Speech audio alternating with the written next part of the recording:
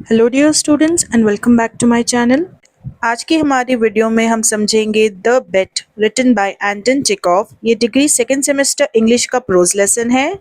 आज हम इस लेसन की मोस्ट इजीएस्ट समरी को समझेंगे, जिसको लिखने के बाद आपको फुल मार्क्स मिल सकते हैं। एंड इससे ज़्यादा इजी समरी आपको कहीं और नहीं मिलेगी इन सिंपल वर्ड्स। तो सबसे पहले हमें अबाउट द ऑथर लिखना है, जिसमें हम ऑथर के बारे में एटलीस्ट 2 to 3 लाइन्स लिखेंगे। तो एंटन चेखव एक रशियन राइटर और डॉक्टर थे। उन्होंने कई सारे शॉर्ट स्टोरीज और प्लेज लिखे हैं। एंटन चेखव की कहानियाँ रियल लाइफ इंसिडेंसेस पर बेस्ड है एंड ह्यूमन इमोशंस पर। ऐसे ही द बेट एंटन चेखव की लिखी गई एक बहुत ही फेमस यानी कि मशहूर शॉर्ट स्टोरी है, जिसे पब्लिश किया गया था 1889 में। So after writing about the author, अब हम उसकी समरी लिखेंगे यानी कि कंप्लीट स्टोरी। एक शाम एक बहुत ही अमीर बैंकर को याद आता है एक शर्त के बारे में जो उसने 15 साल पहले लगाई थी। एक पार्टी के दौरान वो बैंकर और उसके साथ में एक यंग लॉयर यानी कि वकील के बीच में एक बड़ी सी आर्ग्यूमेंट यानी कि बहस हो गई थी पनिशमेंट को लेकर।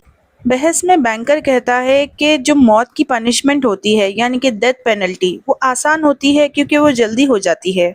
इस बात को डिसएग्री करते हुए वकील कहता है कि नहीं, जो जिंदगी जेल में बिताई जाए वो बेहतर होती है, बजाय इसके कि उस इंसान को मौत की सजा सुना दी जाए।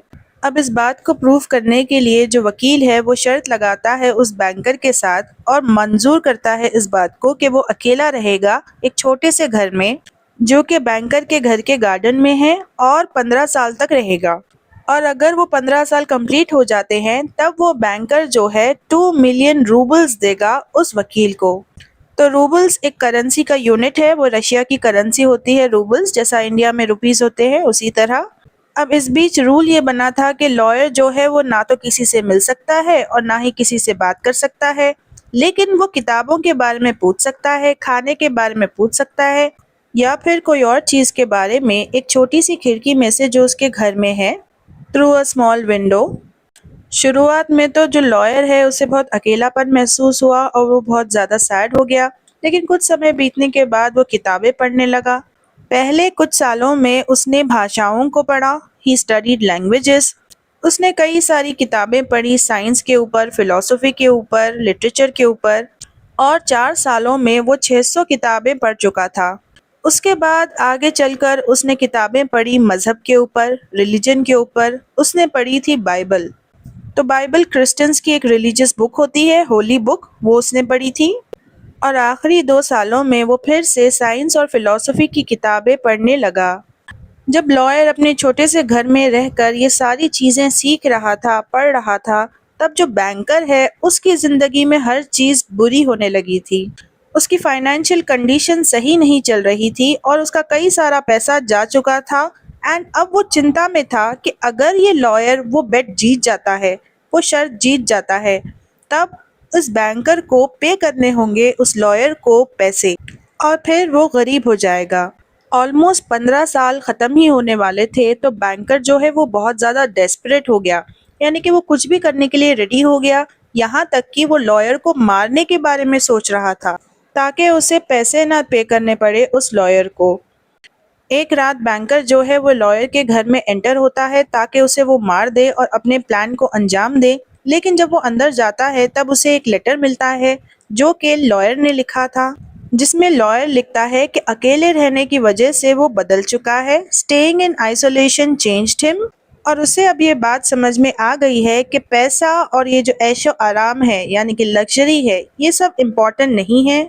बजाय इसके जो विजडम होती है यानी कि समझदारी, और जो नॉलेज होती है यानी कि ज्ञान, वो ज़्यादा कीमती है। बस इसी वजह से उसने डिसाइड किया कि वो घर 5 घंटे पहले छोड़ देगा, शर्त ख़त्म होने से पहले। और वो पैसों पर गिव अप करता है, उसे अब पैसे नहीं चाहिए, वो 2 मिलियन रूबल्स। जो बैंकर है वो उस लेटर को पढ़ने के बाद रोने लगा और वो खुश था कि उसे उस लॉयर को मारना नहीं पड़ा।